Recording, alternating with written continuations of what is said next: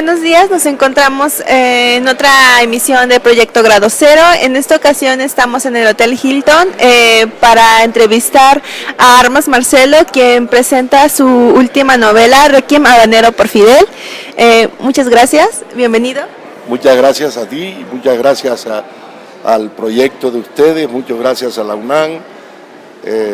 Es una maravilla tener gente que lea todavía en un mundo que dice que no lee y que tiene un déficit de educación y lectura muy grande. De manera que encontrarme contigo, que has leído la novela y que sobre la que vamos a dialogar, me parece un privilegio enorme que te agradezco. No, al contrario, es un gusto. Realmente me pareció una novela muy divertida, los personajes te acercan. Yo me sentía en Cuba, nunca he visitado Cuba y los escenarios, la forma en la que ellos hablan, sí son son las escenas como muy cotidianas y bueno, cotidianas en el sentido de la familiaridad con los que presentan sus personajes. Claro. Bueno, tienen que saber los que ven esta entrevista y tú misma que el lenguaje es muy generoso. El lenguaje es tan interesante que si tú le prestas atención, el lenguaje se te entrega. De modo que para explicarles bien a nuestro público en general, de modo que si tú pones el oído al servicio del lenguaje oral, el lenguaje oral va entrando rápidamente en tu oído que ya está aceitado para que eso entre. Y todo eso hace que parezca que uno es cubano.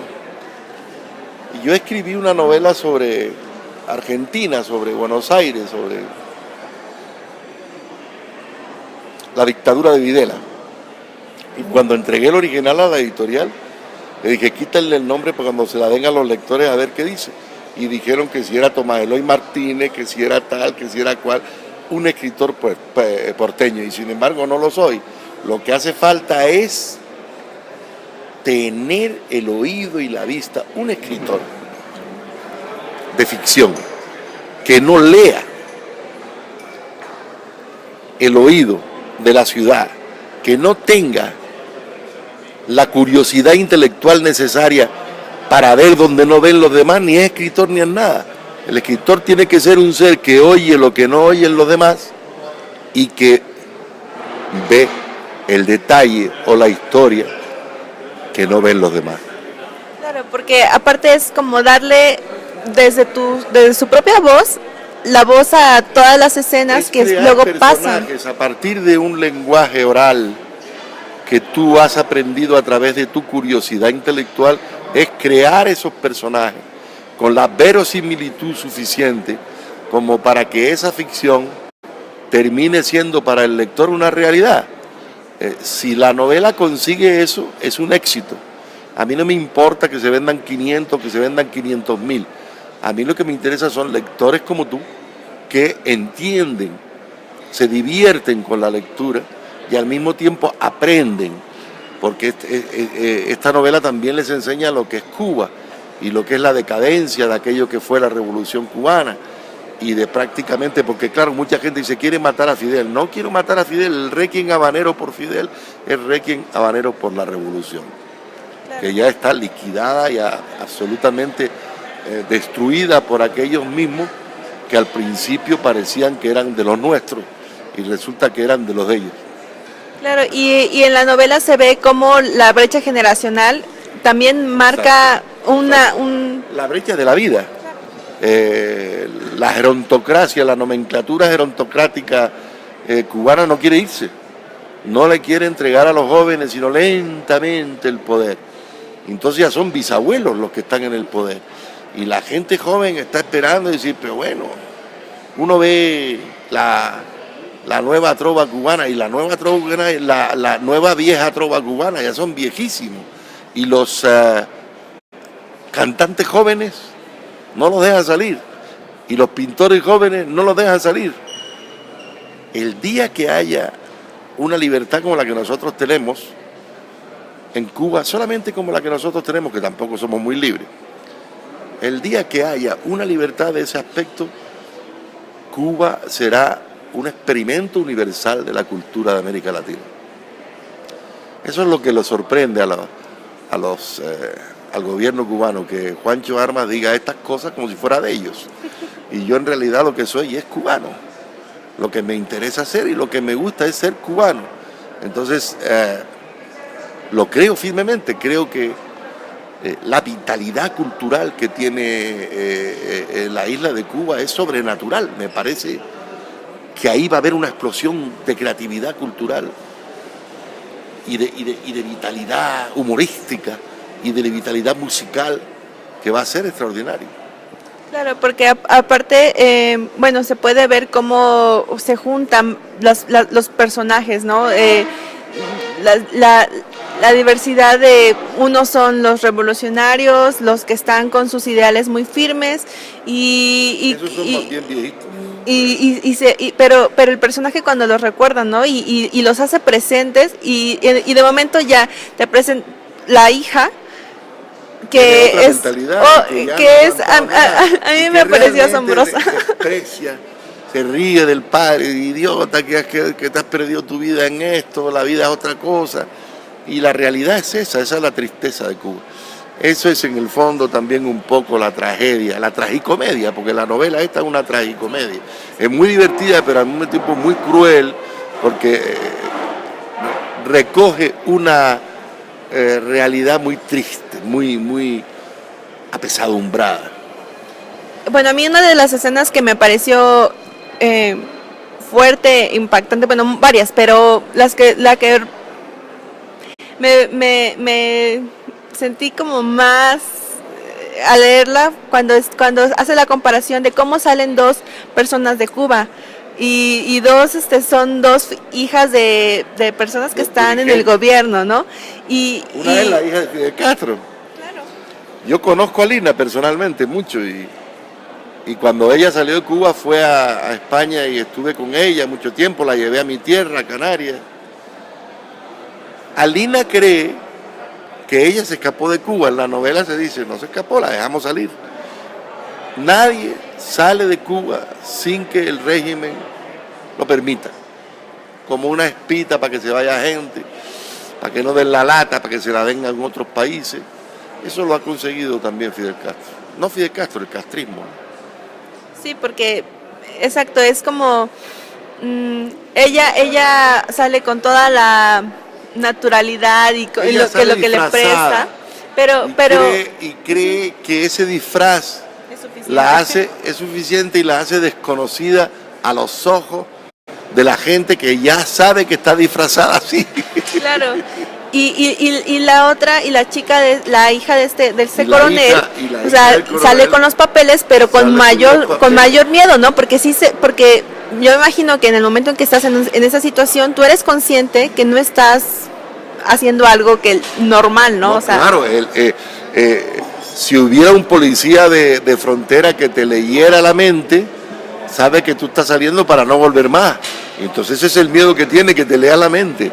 Porque uno de los elementos fundamentales de la ciudadanía en Cuba es el miedo. Se ha llegado a decir, que no es ninguna exageración, que en cada ciudadano cubano hay un policía que lo vigila, él mismo se vigila a sí mismo.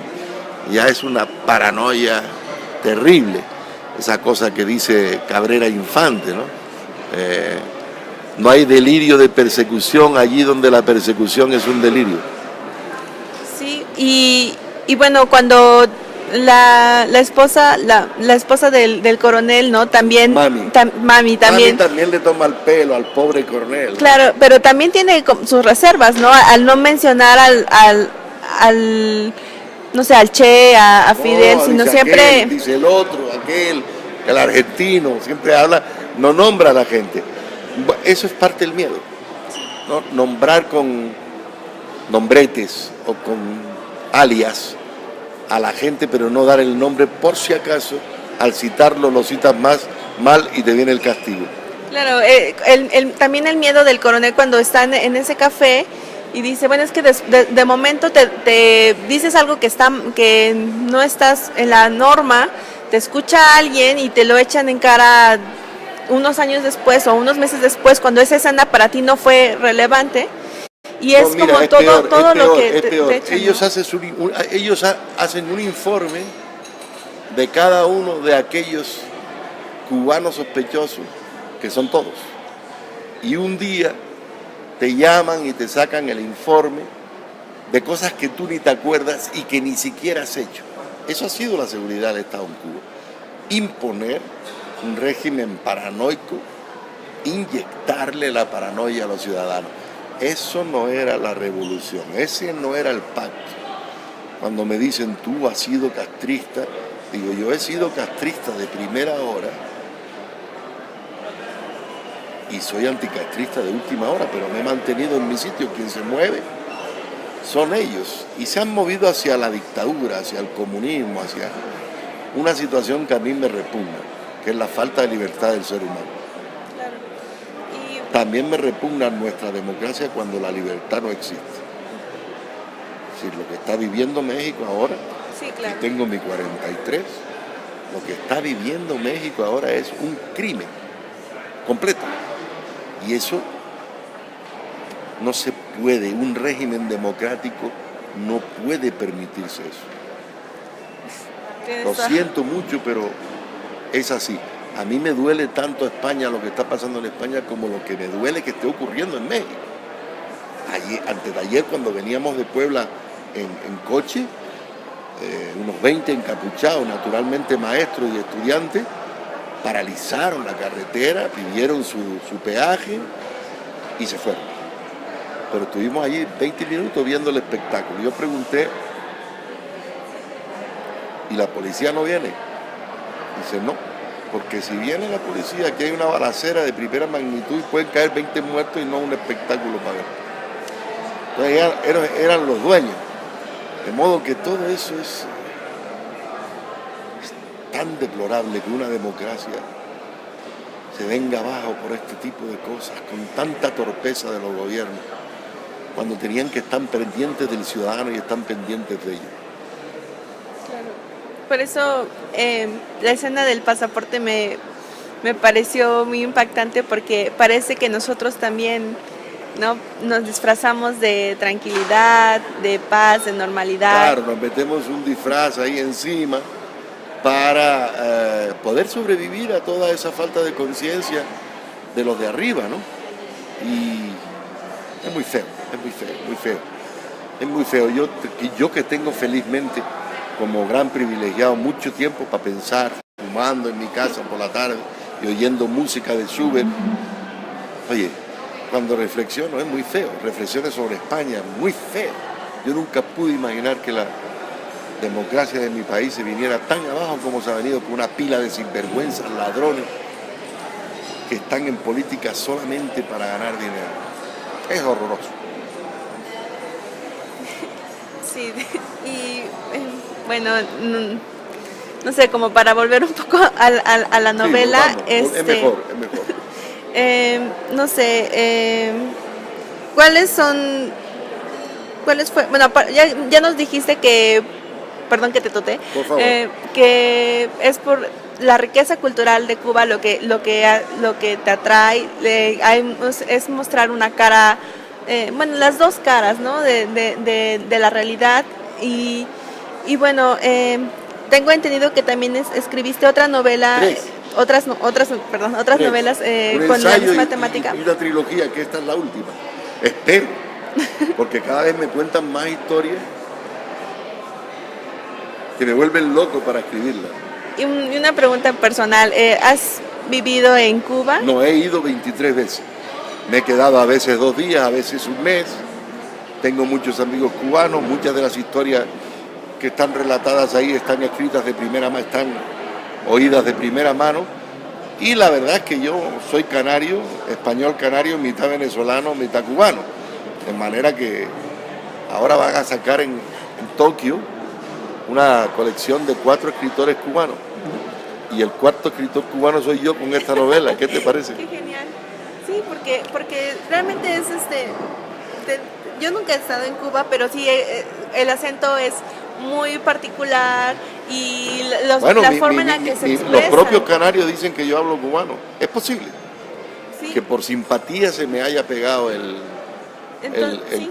el acento, ¿no? Muy bien, no tengo nada que decir y no me parece ningún inconveniente precisamente. Claro, entonces cuando estaba leyendo y decía, bueno, es que él ha de haber vivido en Cuba Me alegro mucho que digas y- eso porque eso significa que los he engañado. Claro, Que realmente la verosimilitud de la novela es tal que parece que yo soy cubano claro. o he vivido tiempo en Y Cuba. ahorita hablando contigo, el personaje, ¿no? También que tiene tu nombre, ¿no? Sí, bueno, pero es que ese soy yo en realidad en un y- episodio real.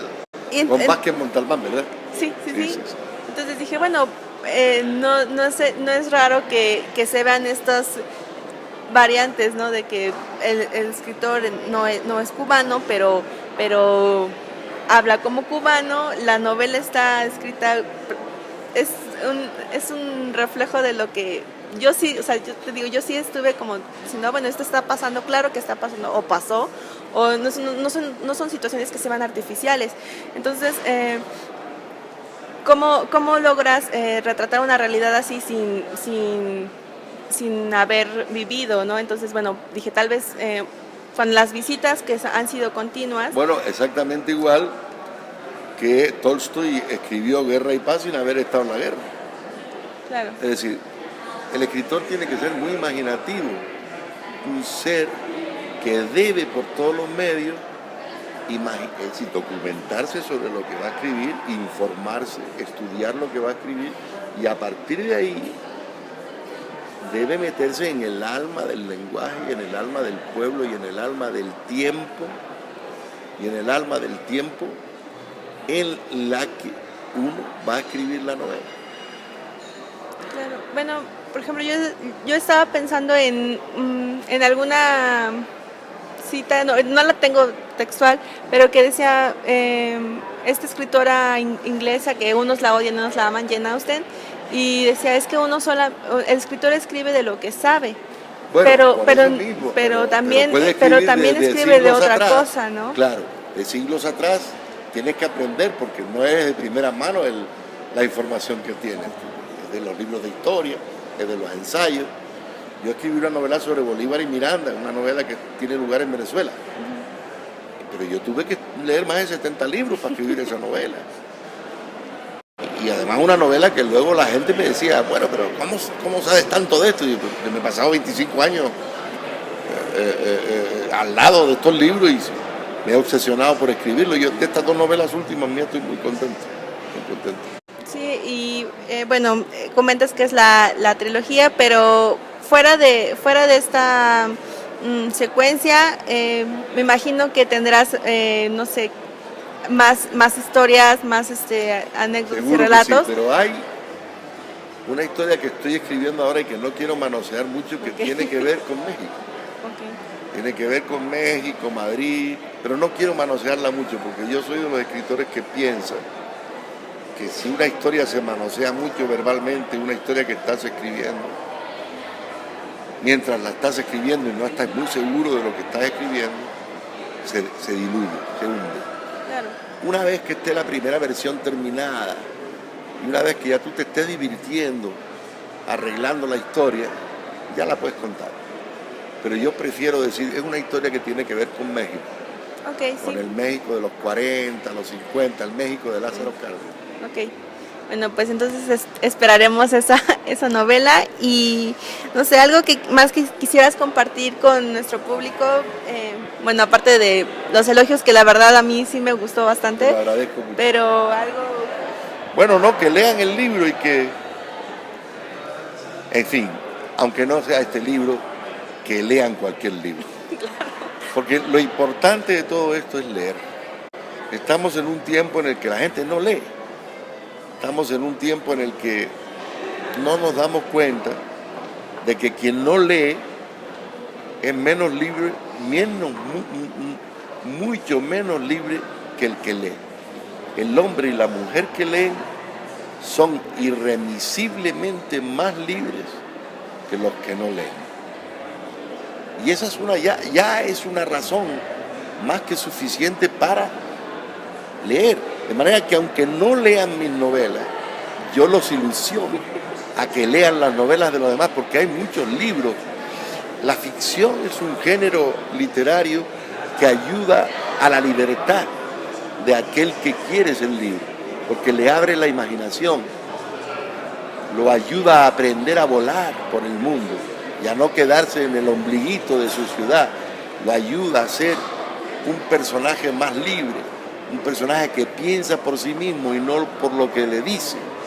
De manera que el consejo que le doy a la gente es que lean, pero en todo caso, por un poco de vanidad, de egolatría y de egoísmo, lean mi novela, claro que sí. Sí, bueno, pues muchas gracias. Se ha terminado esta emisión y hasta la próxima. Gracias.